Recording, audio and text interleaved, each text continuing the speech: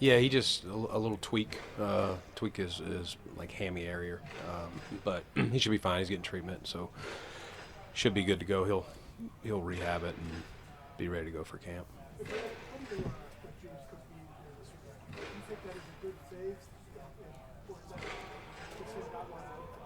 No, I think Jimbo. Our interactions with Jimbo have been good the whole time throughout. I know he wasn't here, so everyone just draws their own conclusions. When you're talking about it's voluntary, we know that we've had it before, even with players who weren't, lobbying for a new contract or anything like that. But he's a pro. He's a competitive dude. He loves to win. Yeah, of course he wants to take care of himself.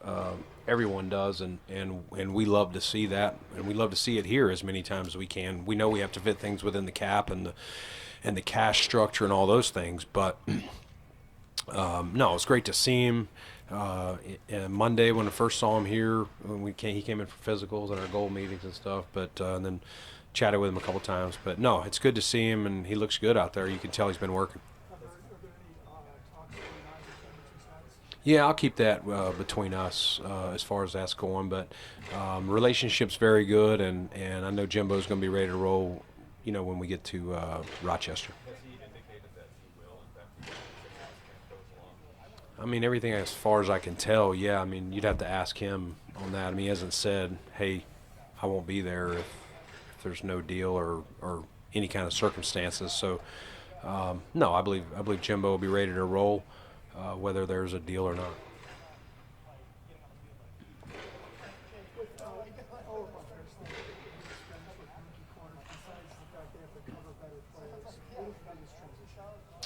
Yeah, I mean, I think it's just a lot of times the schemes in college are not as complex. So learning all what's asked in an NFL scheme, and definitely this scheme, sometimes in college you just, hey, go play cat cover, just cover that dude and wherever he's at. Here, we're going to want you to play man, zone, press, off. We're going to let you, we're going to want you to do all that. We may blitz you. So it's just it's a larger volume.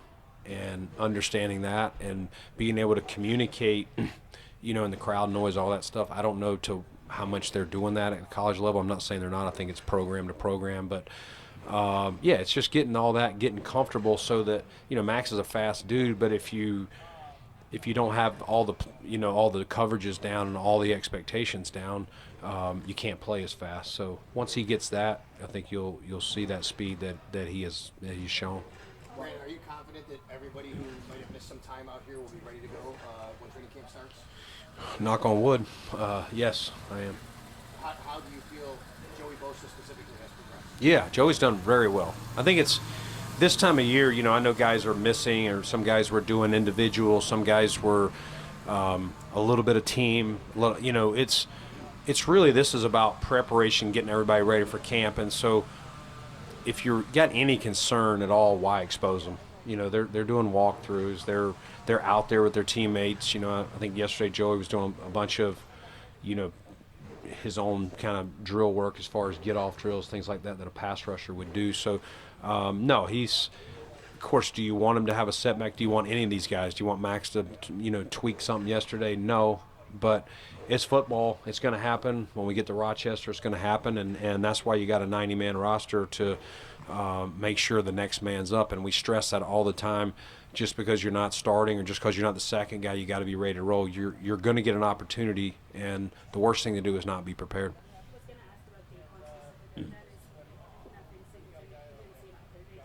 Yeah, it was a excused personal deal. Yeah.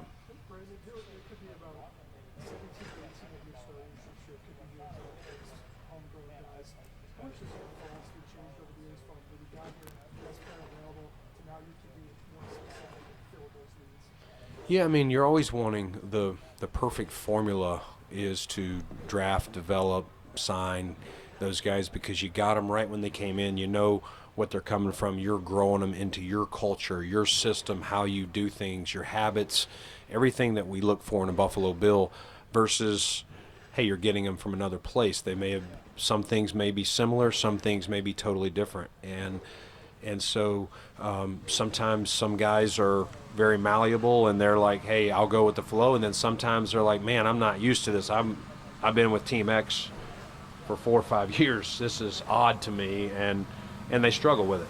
So,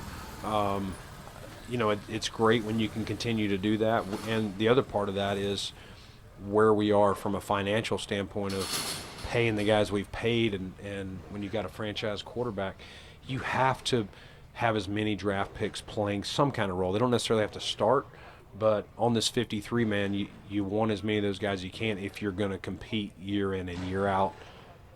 Paying a Josh Allen, paying a Dion, 2 tackles, a Dion, a Spencer, the guys that we've paid on the D line, Ed, Rousseau, etc. Brandon, you used the 3rd-round pick last year on Dwayne Carter. Looked like he was ascending. He gets hurt, and then he's inactive in the postseason, which was tough for him, I'm sure. How do you see him fitting into that group up front?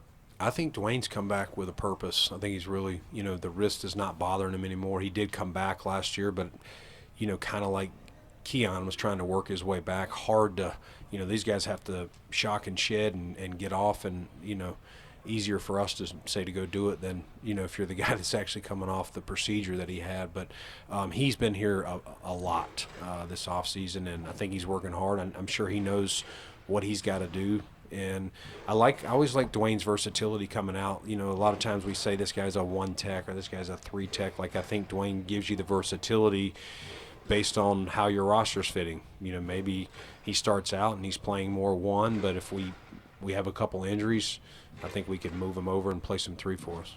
How do you feel like Keon did respond this offseason? He was very blunt with us yesterday in his self-assessment. Yeah, I think Keon has been focused, dialed in.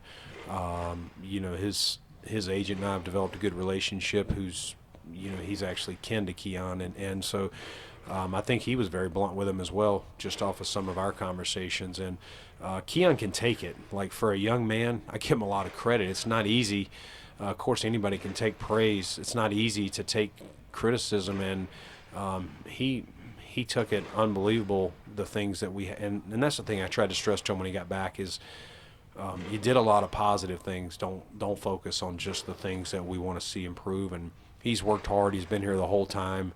You can see when him and Josh were here that they're forming that rapport and kind of picking up where they were pre-injury last year. So I'm excited where he's at. I know every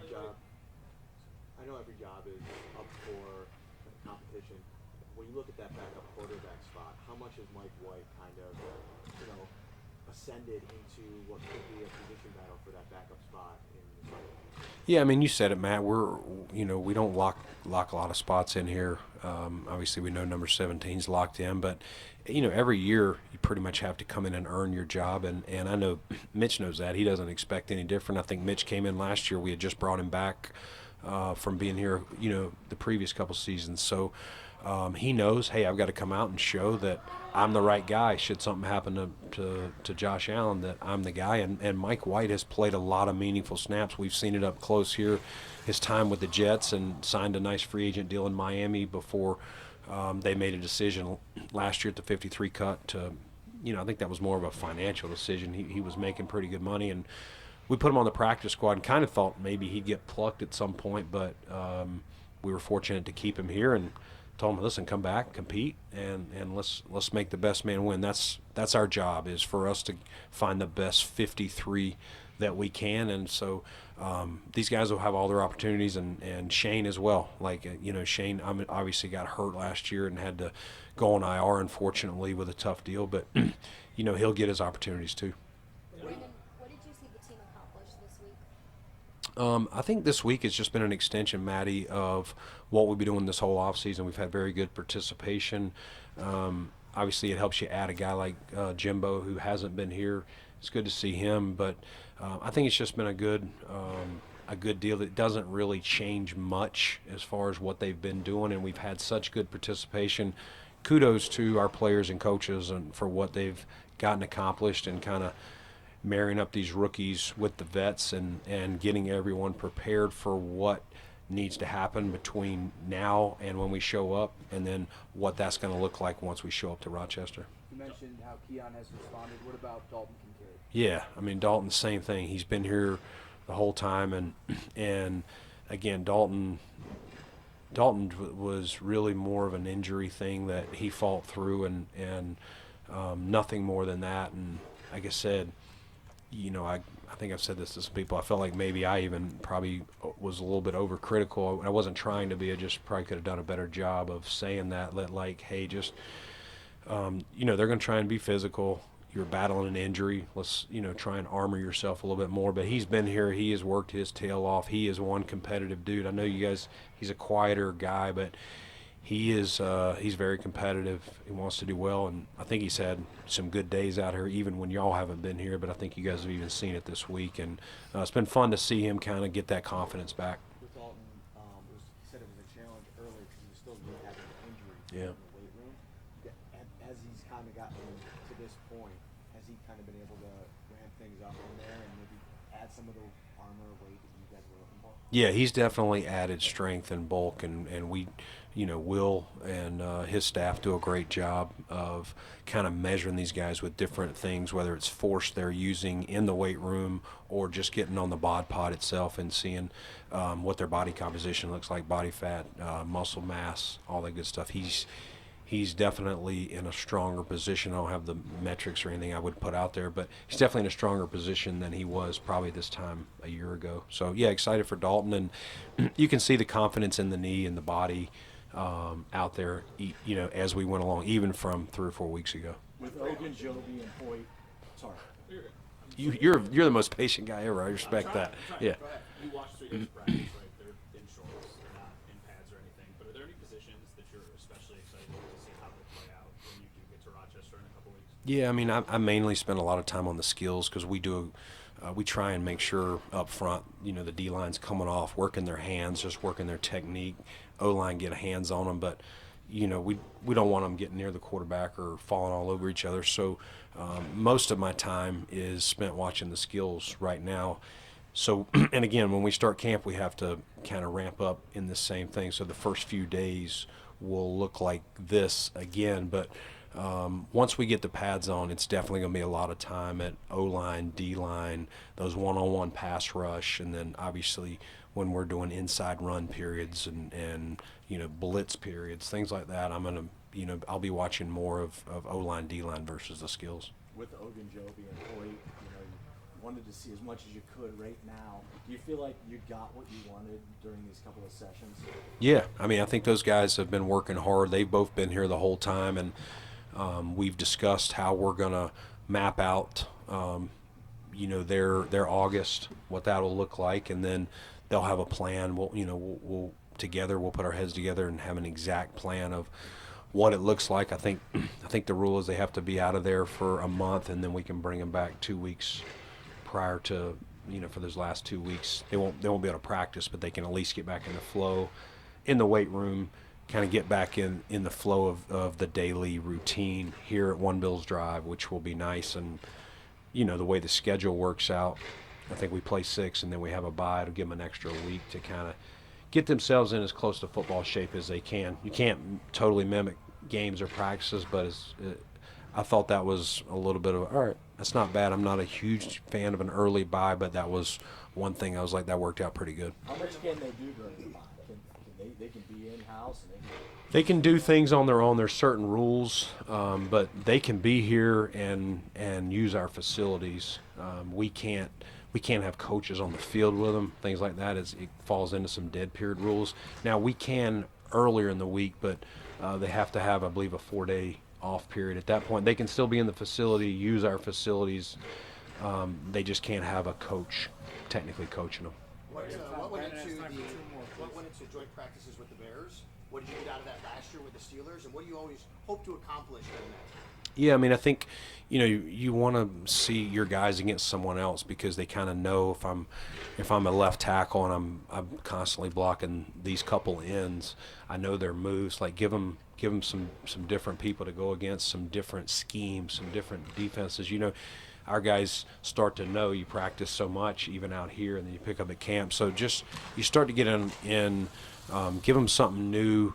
And it kind of freshens things up as well. You get tired of beating on the same people over and over, and that goes for both sides. So I thought last year, the one-day camp, I really liked that because naturally somebody's going to get the better of someone on day one, and I've been in those where day two can be more of a distraction than productive. And so that's what our plan will be, to go there and have one legit practice with them. Very similar schedule to Pittsburgh. Hey, Brandon, I know Colton didn't do much this week for Mhm. the team, but what have you seen from him and how he's contributed to the spring offense? Yeah, I think Cole's been very dialed in, very intentional. He's been here a lot, kind of like we talked about with Dalton and some of the other guys. And no, it's, he had a little tweak, but we were just, again, being precautious. I think if it was regular season, he would have been able to fight through it. But he's been very intentional. He's doing well. I think he's made some plays out there. He just needs as many reps as he can. So hopefully once we get to St. John Fisher, no setbacks and have a full camp. Okay, cool. Thank y'all. Thanks, Brandon.